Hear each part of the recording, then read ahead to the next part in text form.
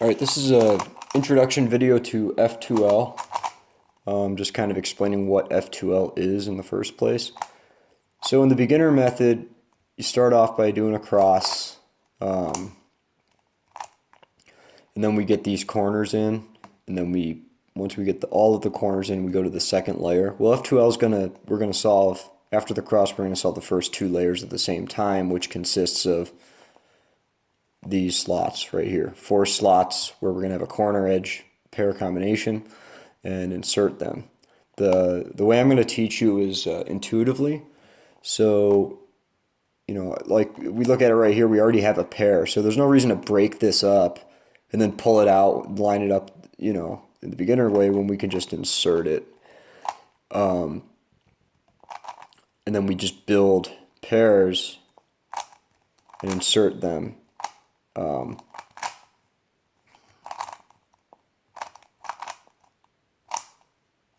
Something like that. I'm going to show you a method where basically you're getting everything up in the top layer, splitting them up, and under all, there's a couple different ways we can put them together and then bring them back down. On top of that, that'll get you so you can do any case that comes up. And you'll learn intuitively and start noticing, well, I didn't need to do that. I could have turned here and done that, and it would have, helped. The more that you practice, the faster you'll get, because you'll be doing it yourself instead of just memorizing hundreds of algorithms. There's like 43 cases, and each case has,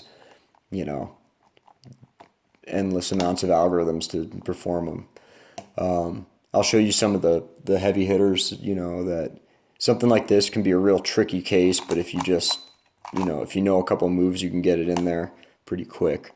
So I'll cover all those. The next video is going to be about inserting the pairs, which is kind of backwards because you don't know how to build them yet.